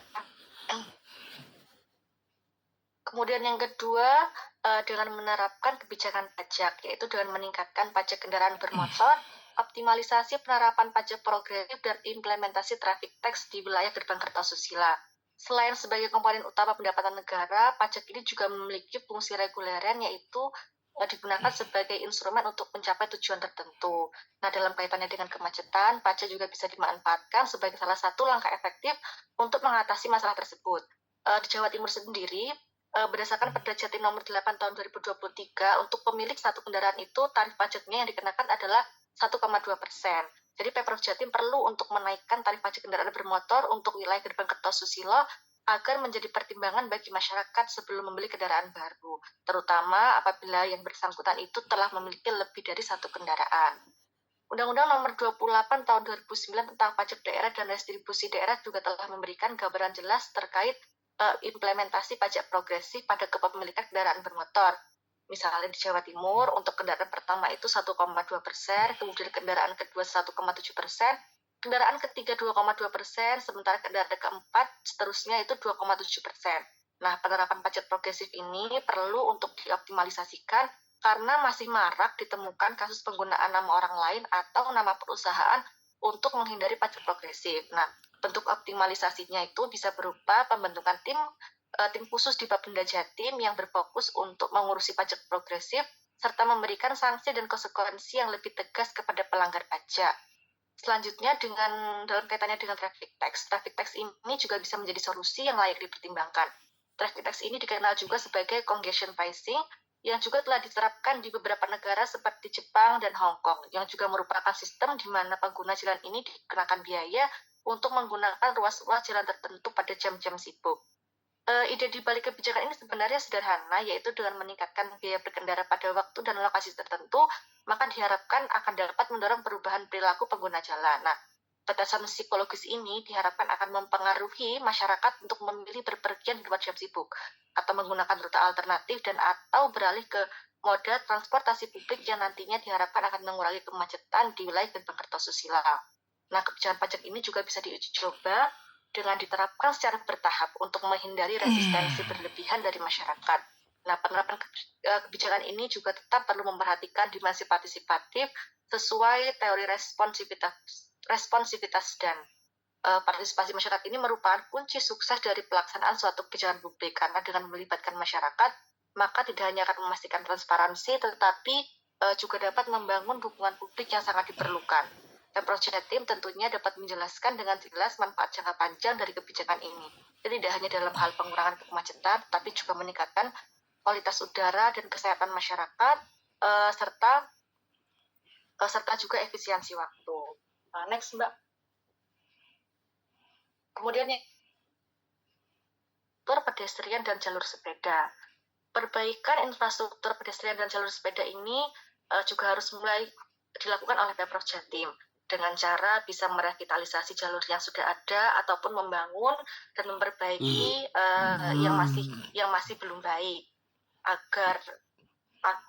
agar nyaman untuk digunakan dan juga terintegrasi dengan halte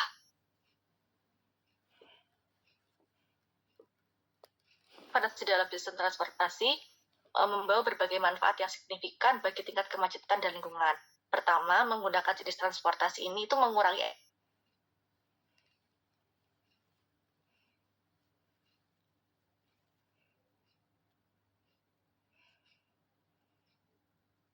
kaca. Kemudian selanjutnya, salah satu bagian penting dari mendorong orang untuk menggunakan transportasi publik adalah mendorong orang untuk menggunakan jalan kaki dan sepeda. Jadi ketika orang mau naik bis Transjatim begitu ya, dengan harapan kalau semisal pedestriannya itu baik, maka orang-orang akan tertarik untuk jalan kaki menuju ke halte-halte karena halte-halte tersebut mudah digunakan dengan jalan kaki. Kemudian Pemprov Jatim juga harus berkoordinasi dengan pemerintah kabupaten kota terkait revitalisasi infrastruktur pedestrian dan jalur sepeda ini, karena untuk mengetahui sejauh mana kemampuan APBD Pemda atau Pemkot untuk menyelesaikan masalah terkait.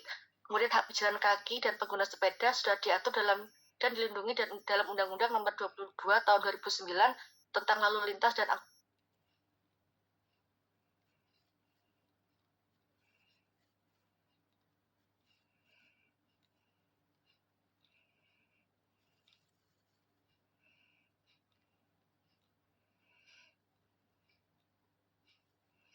Apakah internet saya yang terganggu atau? jenak untuk masyarakat ketika Halo hujan. Mbak, apakah internet saya yang terganggu atau di Izin Prof, bisa tadi izin Prof? tanya terputus beberapa kali. Oh, siap Prof. Teman-teman yang lain gimana? Iya, Prof, sempat sedikit macet. Prof. Terputus juga. Mungkin beberapa slide, 2 slide atau berapa perlu diulang mungkin. Ya, baik. Mohon maaf ya, Prof. Anton dan teman-teman sekalian. Bagaimana Mbak Zika jika kita mengulang beberapa hal? Terserah Mbak Zika Boleh. mau Ya, mengulang. Ya, boleh silakan. mungkin dari di slide sebelumnya mungkin baca Oke, yang baik. pajak.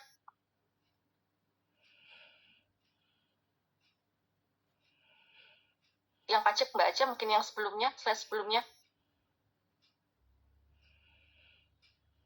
Baik, yang kedua yang kami rumuskan adalah terkait kebijakan pajak, yaitu dengan meningkatkan pajak kendaraan bermotor, optimalisasi penerapan pajak progresif, dan implementasi traffic tax di wilayah gerbang Kertosusila. Selain sebagai komponen utama pendapatan negara, pajak ini juga memiliki fungsi reguleren yang digunakan sebagai instrumen untuk mencapai tujuan tertentu. Dalam kaitannya dengan kemacetan, pajak juga bisa dimanfaatkan sebagai salah satu langkah efektif untuk mengatasi masalah tersebut. Di Jawa Timur sendiri, berdasarkan Perda Jatim Nomor 8 Tahun 2023, untuk pemilik satu kendaraan, tarif pajak adalah 1,2% dari nilai jual kendaraan. Nah, Pemprov Jatim perlu untuk menaikkan tarif pajak kendaraan bermotor untuk wilayah gerbang Kertosusila agar menjadi pertimbangan masyarakat begitu sebelum membeli kendaraan baru, terutama apabila yang bersangkutan telah memiliki lebih dari satu kendaraan. Undang-Undang Nomor 28 Tahun 2009 juga tentang pajak daerah dan retribusi daerah juga telah menggambarkan jelas terkait implementasi pajak progresif ini, yaitu misalnya di Jawa Timur untuk kendaraan pertama 1,2%, kendaraan kedua 1,7%, kendaraan ketiga 2,2%, dan kendaraan keempat dan seterusnya 2,7%. Nah, penerapan pajak progresif ini perlu untuk dioptimalisasikan karena masih marak ditemukan kasus penggunaan nama orang lain ataupun nama perusahaan tim sus di Bapenda Jatim yang berfokus untuk mengurusi pajak progresif serta memberikan sanksi dan konsekuensi yang lebih tegas kepada pelanggar pajak. Selanjutnya dalam kaitannya dengan traffic tax. Traffic tax ini juga bisa menjadi solusi yang layak dipertimbangkan karena traffic tax ini dikenal sebagai congestion pricing, yang dimana sistemnya itu pengguna jalan dikenakan biaya untuk menggunakan ruas-ruas jalan tertentu pada jam-jam sibuk. Nah, ide di balik kebijakan ini sebenarnya sederhana, yaitu dengan meningkatkan biaya berkendara pada waktu dan lokasi tertentu, maka diharapkan dapat mendorong perubahan perilaku pengguna jalan. Batasan psikologis ini diharapkan akan mempengaruhi masyarakat untuk memilih berpergian di luar jam sibuk, menggunakan rute alternatif, atau beralih ke Transjatim sebagai moda transportasi publik yang nantinya diharapkan akan mengurangi kemacetan di wilayah gerbang Kertosusila. Kebijakan pajak ini bisa diuji coba dan diterapkan secara bertahap untuk menghindari resistensi berlebihan dari masyarakat. Penerapan kebijakan ini juga tetap perlu memperhatikan dimensi partisipatif sesuai dengan teori responsivitas dan kemudian partisipasi masyarakat ini juga merupakan kunci sukses dari pelaksanaan suatu kebijakan publik, karena dengan melibatkan masyarakat, maka tidak hanya akan memastikan transparansi, melainkan juga dapat membangun dukungan publik yang sangat diperlukan oleh pemerintah. Pemprov Jatim tentunya dapat menjelaskan dengan jelas manfaat jangka panjang dari kebijakan ini, tidak hanya dalam hal pengurangan kemacetan, tapi juga peningkatan kualitas udara dan efisiensi waktu. Teks Mbak Aca.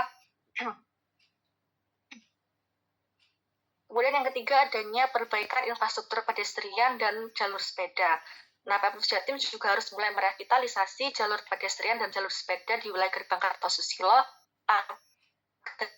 digunakan dan juga tentunya harus terintegrasi dengan halte-halte bis Transjatim. Berfokus pada penggunaan jalan kaki dan sepeda sebagai referensi dalam bisnis transportasi, membawa berbagai manfaat yang signifikan bagi tingkat kemacetan dan lingkungan. Pertama, menggunakan jenis transportasi ini bisa mengurangi emisi karbon karena jalan kaki dan sepeda ini mengurangi penggunaan kendaraan bermotor yang merupakan penyumbang utama emisi gas rumah kaca. Selanjutnya, salah satu bagian penting dari mendorong untuk menggunakan transportasi publik ini adalah mendorong orang untuk menggunakan jalan kaki dan sepeda, karena untuk jarak tertentu orang itu tetap membutuhkan kendaraan bermotor untuk efisiensi waktu, sehingga waktu produktif tidak terbuang di jalan. Kemudian Pemprov Jatim juga harus berkoordinasi dengan pemerintah kabupaten kota terkait revitalisasi infrastruktur pedestrian ini untuk mengetahui sejauh mana kemampuan APBD Pemda atau Pemkot untuk menyelesaikan masalah terkait. Hak pejalan kaki dan pengguna sepeda juga sudah diatur dan dilindungi dalam Undang-Undang Nomor 22 Tahun 2009 tentang lalu lintas dan angkutan jalan serta Peraturan Pemerintah Nomor 34 Tahun 2006 tentang jalan, sehingga jalur pedestrian dan sepeda yang diperbaiki ini harus memenuhi standar yang ada, harus nyaman dan ramah disabilitas, misalnya dilengkapi dengan pembatas untuk memastikan agar kendaraan bermotor tidak ada yang bisa naik ke trotoar. Kemudian dilengkapi dengan CCTV dan juga tempat berteduh untuk masyarakat jika terjadi hujan begitu. Kemudian tidak lupa juga kolaborasi lintas sektor, termasuk juga kontribusi warga. Itu juga sangat diperlukan. Penting juga menggalakkan kembali edukasi tentang hak jalan kaki dan sepeda dan kesadaran akan pentingnya memberikan prioritas kepada mereka ke publik. Hal ini bisa dilakukan melalui kampanye publik, seminar, dan program pendidikan di sekolah secara masif. Berjalan kaki dan bersepeda merupakan moda transportasi nihil karbon yang efek dominonya sangat fantastik. Pengurangan emisi karbon, masalah kemacetan, teratasi, bahkan juga berdampak pada perbaikan kualitas hidup dan kesehatan masyarakat. Next, Mbak. Cang. Kemudian yang terakhir adanya dengan penerapan kebijakan ganjil genap. Kebijakan ganjil genap ini merupakan aturan yang membatasi kendaraan berdasarkan nomor plat mereka pada hari tertentu. Nah, kendaraan dengan nomor plat ganjil diizinkan beroperasi pada hari ganjil. Misalnya di tanggal ganjil, sedangkan kendaraan dengan nomor plat genap diizinkan pada hari genap atau tanggal genap. Tujuan utamanya adalah dari kebijakan ini untuk mengurangi jumlah kendaraan di jalan raya pada jam-jam sibuk, sehingga dapat mengurangi kemacetan dan meningkatkan arus lalu lintas. Kebijakan ganjil genap ini juga dapat mendorong masyarakat untuk beralih ke transportasi publik atau berbagi kendaraan, karena mereka tidak diizinkan menggunakan kendaraan pribadi setiap hari. Ini juga dapat merangsang pertumbuhan dan pengembangan sistem transportasi publik yang lebih baik. Kemudian kebijakan ganjil genap juga secara langsung mengurangi jumlah kendaraan yang berada di jalan pada setiap hari. Ini membantu mengurangi kepadatan lalu lintas dan memperlancar aliran kendaraan, juga mengurangi waktu perjalanan dan frustasi pengemudi. Kemudian dengan mengurangi jumlah kendaraan di jalan, kebijakan ini juga pada akhirnya akan membantu meningkatkan kualitas udara dan mengurangi dampak negatif terhadap lingkungan dan kesehatan masyarakat. Kebijakan ini juga dapat merangsang perusahaan untuk menerapkan fleksibilitas waktu kerja bagi karyawannya yang pada gilirannya dapat mengurangi tekanan pada jalan raya selama jam-jam yang sibuk. Kemudian efek jangka panjangnya, kebijakan ganjil genap ini diharapkan dapat mengubah perilaku dan mindset masyarakat terkait penggunaan kendaraan pribadi. Meskipun awalnya mungkin ada ketidaknyamanan, masyarakat akan lebih cenderung mencari alternatif seperti bersepeda, berjalan kaki, atau menggunakan transportasi publik. Kemudian kebijakan ganjil genap ini juga perlu disesuaikan dengan kondisi masing-masing kabupaten kota di Gerbang Kartosusilo. Mengingat kondisi kabupaten kota di Gerbang Kartosusilo ini kan berbeda-beda. Misalnya meskipun masuk dalam wilayah aglomerasi, kemungkinan Kabupaten Bangkalan dan Kota Mojokerto ini memiliki jumlah penduduk paling sedikit, sehingga ada kemungkinan kendaraan dengan plat daerah tersebut tidak terlalu banyak seperti di Surabaya maupun Sidoarjo. Atau bisa pula diterapkan dengan menggabungkan mekanisme rekayasa lalu lintas berupa pengalihan jalan khusus plat nomor ganjil dan plat nomor genap di ruas-ruas jalan tertentu pada jam-jam sibuk untuk mengurangi kemacetan. Selanjutnya kami kembalikan lagi ke moderator, Mbak Aca. Terima kasih. Baik, terima kasih Mbak Zika atas pemaparannya. Selanjutnya kita beralih ke bagian conclusion and recommendation yang akan disampaikan rekan saya, Mas Tio. Silahkan Mas Tio. Baik, terima kasih Mbak Aca. Sebelumnya kami sampaikan mohon maaf karena di awal tadi sempat terkendala teknis karena di tempat kami sedang ada pemadaman listrik. Baik, kami lanjutkan ke paparan kelompok kami. Kali ini di bagian conclusion and recommendation. Di bagian ini kami akan membahas rekomendasi apa yang akan kami pilih untuk kita sampaikan kepada Pemprov Jatim, kemudian termasuk dengan strategi implementasi, monitoring, dan evaluasinya. Next, Mbak. Baik, kita mulai pembahasan di bagian ini dengan pemilihan kriteria rekomendasi. Jadi dari 4 alternatif kebijakan yang sudah disampaikan rekan kami Mbak Cika tadi, kami melakukan filtering atau pemilihan rekomendasi yang akan kami sampaikan ke Pemprov Jawa Timur dengan menggunakan teori Barda. Nah, di teori Barda ini menggunakan 4 kriteria dalam menyeleksi rekomendasi. Yang pertama adalah technical feasibility. Ini berkaitan dengan bagaimana rekomendasi yang disampaikan bisa memberikan solusi atas masalah yang ada.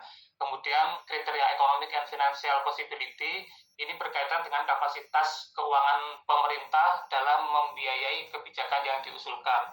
Yang ketiga adalah political viability, ini berkaitan dengan mungkin tidaknya kebijakan diimplementasikan dari sisi kekuatan politis yang mendukung kebijakan tersebut.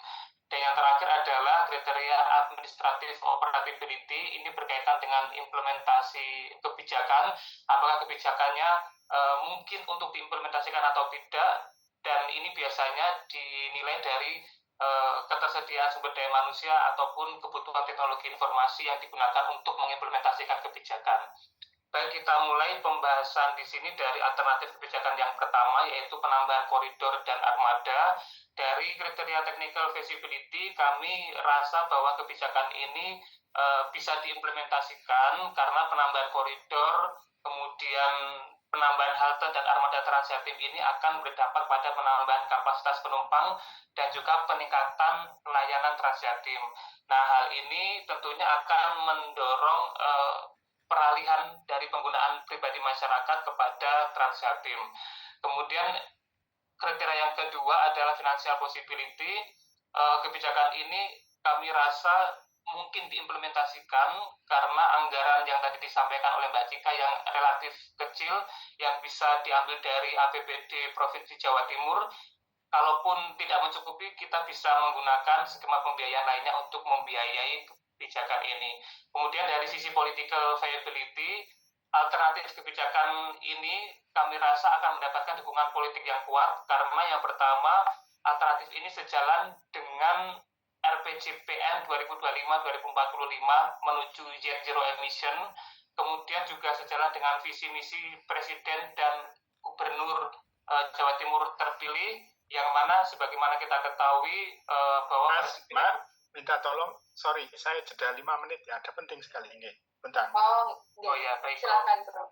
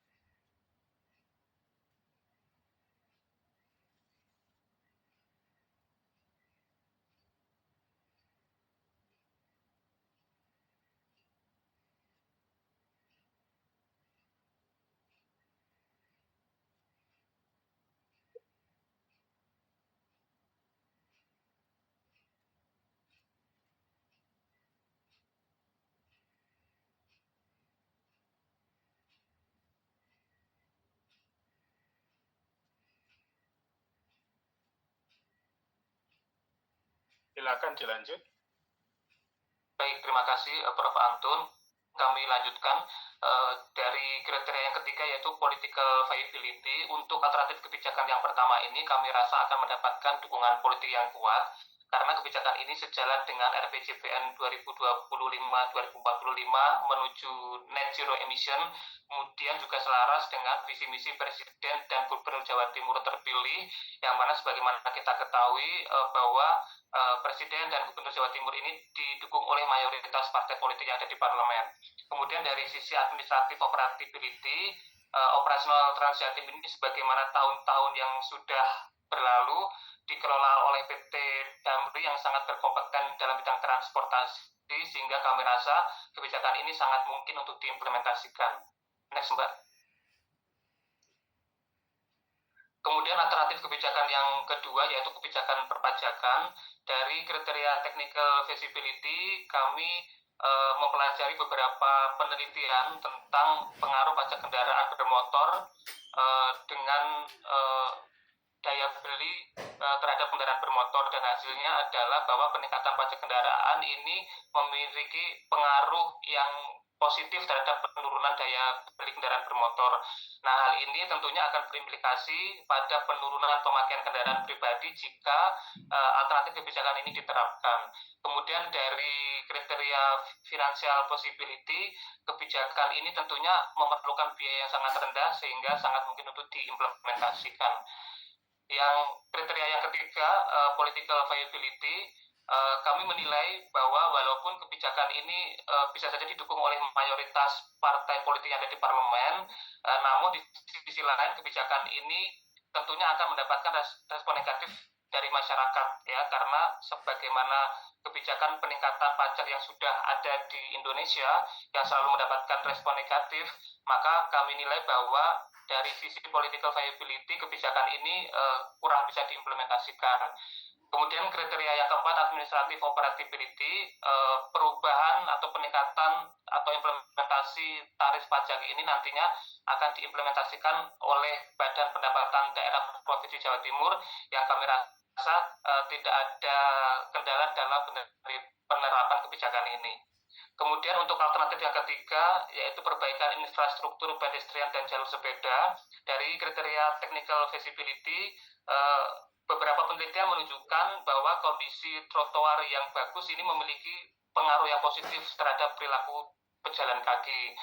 Nah, perbaikan infrastruktur pedestrian dan jalur sepeda ini diharapkan akan mendorong masyarakat untuk tidak lagi menggunakan kendaraan bermotor dan lebih memilih berjalan kaki atau menggunakan sepeda, yang mana nantinya ini akan mengurangi tingkat penggunaan kendaraan bermotor. Kemudian kebijakan ini jika diimplementasikan juga akan memberikan kemudahan bagi para calon penumpang kendaraan umum untuk menuju halte ataupun stasiun.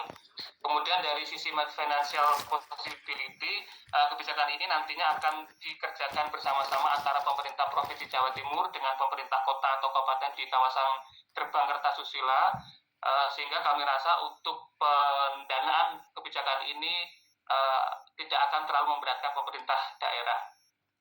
Kemudian dari sisi political viability, kebijakan ini kami rasa juga akan mendapatkan dukungan yang besar karena sejalan dengan visi misi Presiden dan Gubernur Jawa Timur terpilih.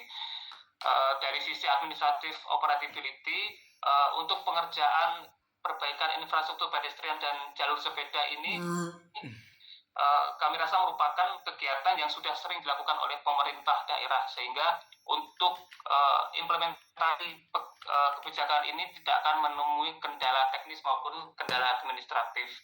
Next, Mbak. Untuk alternatif yang keempat yaitu penerapan kebijakan ganjil genap plat kendaraan bermotor. Dari kriteria technical feasibility, kami menemukan penelitian dilakukan oleh Kementerian Perhubungan yang menyatakan bahwa kebijakan ganjil genap ini ternyata tidak cocok untuk diterapkan secara permanen atau dalam jangka waktu yang lama. Kenapa? Karena penerapan kebijakan ganjil genap ini jika diterapkan dalam jangka waktu yang lama justru akan mengakibatkan penambahan volume kendaraan pada titik-titik tertentu. Artinya ini sama saja dengan memindahkan titik kemacetan dari satu ruas jalan ke jalan yang lainnya. Kemudian dari kriteria financial possibility, kebijakan penerapan ganjil genap ini tentunya memerlukan biaya yang sangat rendah sehingga mungkin untuk diimplementasikan. Selanjutnya dari sisi political, kami rasa kebijakan ini walaupun nantinya didukung oleh mayoritas partai politik yang ada di parlemen, namun akan berhadapan dengan penolakan dari masyarakat sehingga kurang bisa diimplementasikan. Kriteria yang terakhir yaitu administrative operability. Penerapan kebijakan ini tentunya memerlukan dukungan sumber daya pengawas yang sangat banyak, mengingat gerbang Kertasusila merupakan wilayah yang sangat luas dan memiliki ruas jalan yang sangat banyak, dan juga menuntut adanya penerapan sistem e-tilang yang masif, yang mana kami nilai ini merupakan tindakan atau hal yang kurang efisien dalam implementasi kebijakan. Next, Mbak. Nah, dari 4 alternatif kebijakan yang tadi sudah kami sampaikan di awal, kemudian setelah kami analisis menggunakan teori Barda, kami memutuskan untuk menyampaikan 3 rekomendasi kebijakan kepada pemerintah Provinsi Jawa Timur.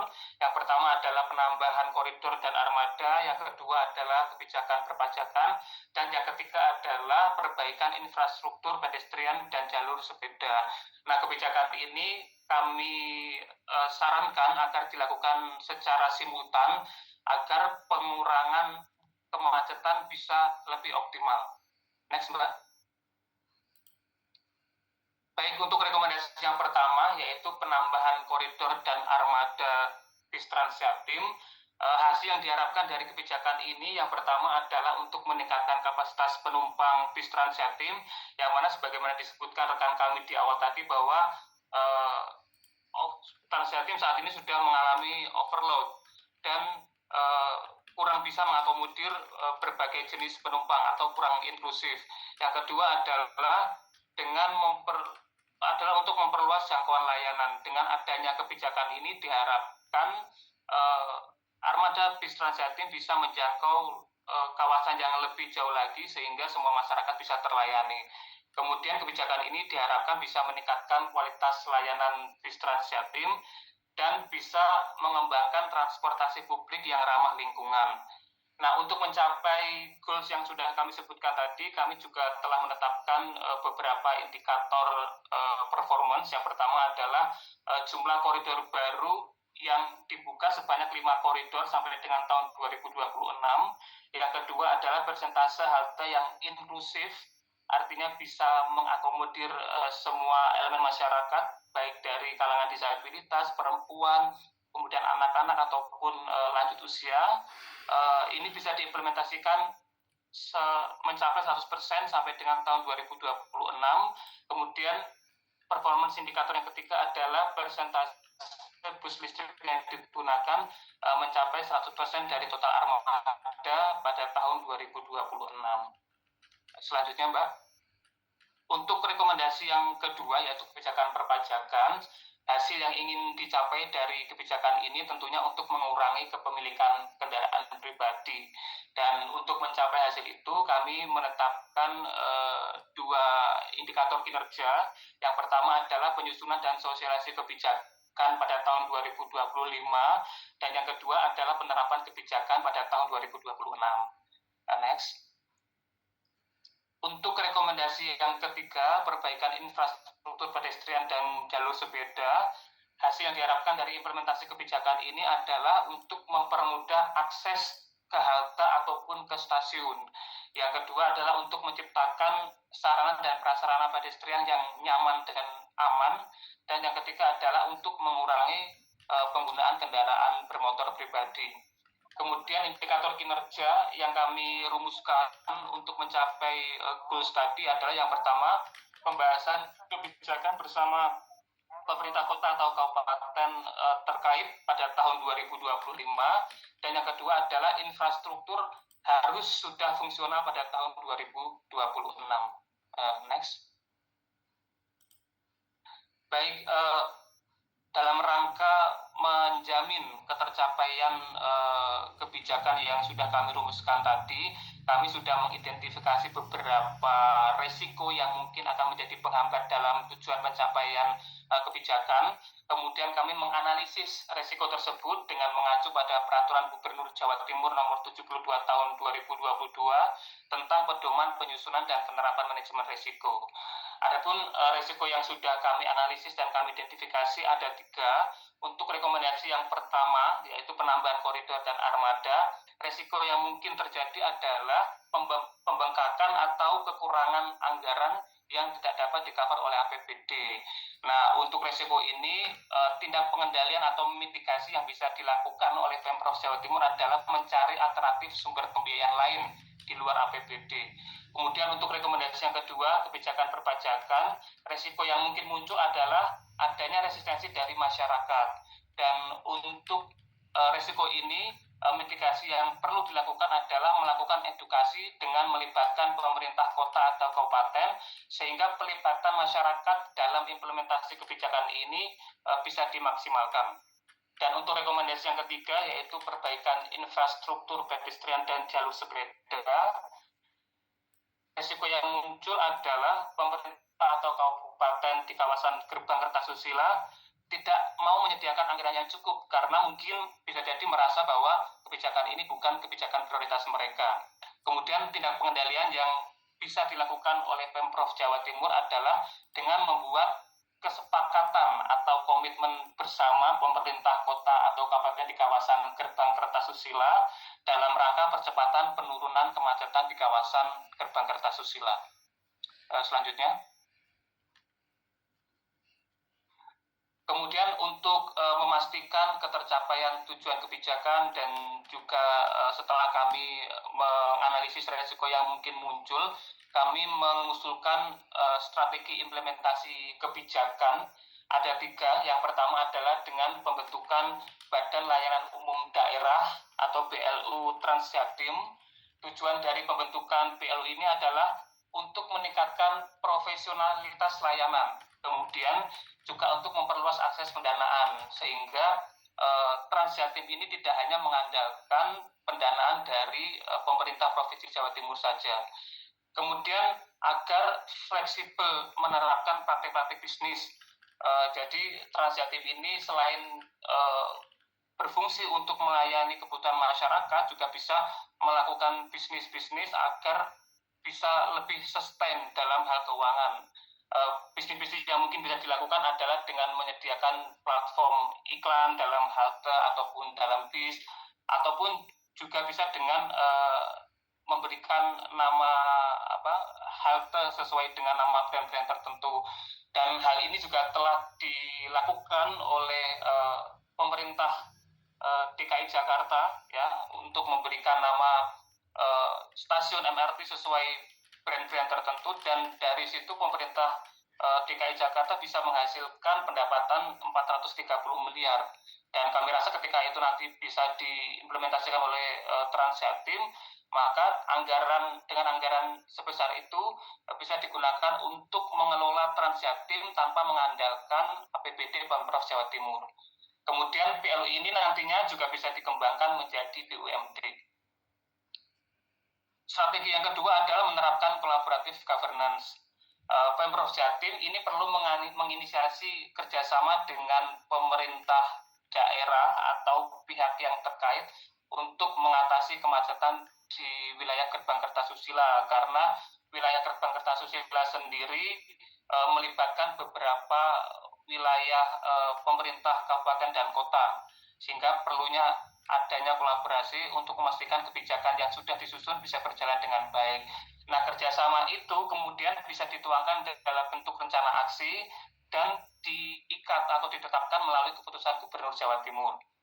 Yang ketiga adalah menetapkan dasar hukum sebagai landasan implementasi program atau kegiatan yang sudah direncanakan. Antara lain bisa berupa peraturan gubernur tentang pajak kendaraan bermotor, ini berkaitan dengan rekomendasi kami yaitu kebijakan perpajakan. Kemudian peraturan gubernur tentang standar pelayanan minimal Transjatim, ini untuk mengatasi bahwa kualitas layanan Transjatim saat ini masih dinilai kurang baik ya, seperti sering terlambat, kemudian perilaku staf Transjatim yang kurang bisa melayani dengan baik, ataupun perbaikan-perbaikan yang sempat tertunda ya karena adanya kerusakan di Transjatim ini.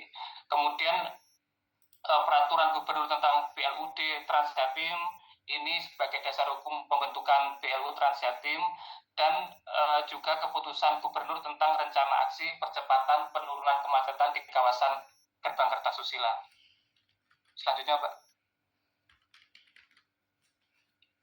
Baik, kami juga sudah merumuskan strategi monitoring dan evaluasi kebijakan yang kami usulkan kepada Pemprov Jatim.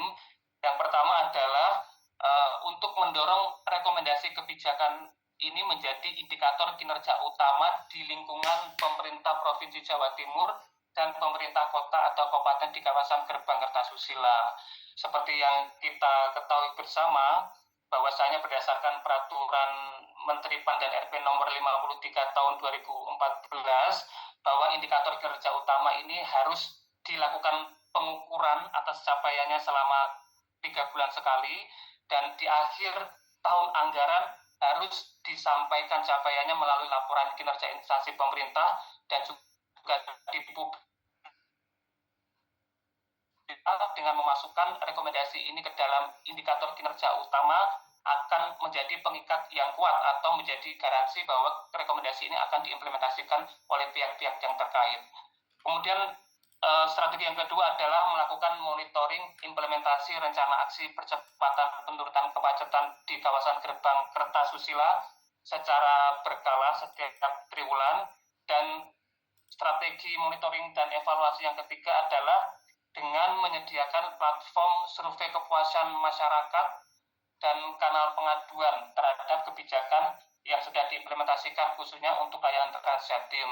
Ini kami rasa sangat penting untuk melibatkan masyarakat sebagai end user dari layanan yang telah disediakan agar bisa meningkatkan kualitas layanan Transjatim. Selanjutnya, baik, kita sudah sampai di akhir pembahasan polisi paper kami di bab kesimpulan. Jadi di awal sebagaimana sudah disampaikan rekan-rekan kami sebelumnya, bahwa masalah yang ada di Gerbang Kertasusila ini adalah masalah kemacetan dan polusi yang sangat tinggi. Nah, kemacetan dan polusi ini disebabkan oleh banyak hal, seperti kepadatan penduduk, kemudian tingginya mobilitas masyarakat, kemudian ketergantungan masyarakat Gerbang Kertasusila terhadap kendaraan pribadi. Nah, dari masalah-masalah ini sebenarnya Pemprov Jawa Timur sudah menetapkan kebijakan berupa bis Transjatim, namun demikian masih ada problem residual yang ada setelah implementasi kebijakan tersebut. Antara lain, yang pertama adalah kapasitas dan jangkauan Transjatim saat ini masih sangat terbatas.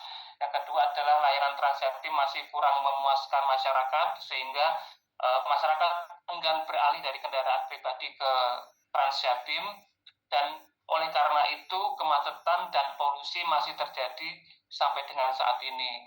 Dan dari hasil analisa kami juga telah menyusun 3 rekomendasi kebijakan yang harus diimplementasikan oleh pemerintah Provinsi Jawa Timur.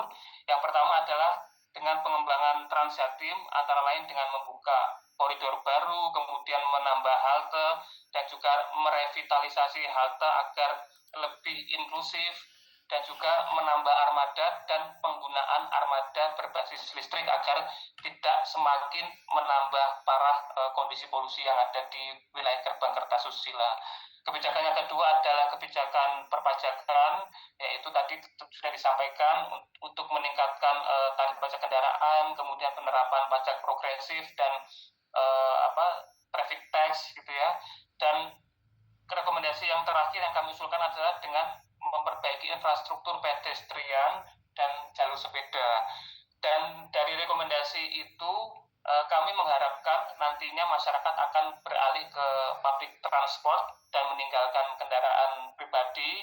Dengan begitu maka kemacetan dan polusi akan teratasi, dan hal ini juga sekaligus mendukung ketercapaian tujuan pembangunan berkelanjutan atau SDGs Goal 9 yaitu infrastruktur, industri, dan inovasi, SDGs Goal 11 yaitu kota dan komunitas yang berkelanjutan, dan SDGs Goal 13 yaitu penanganan perubahan iklim.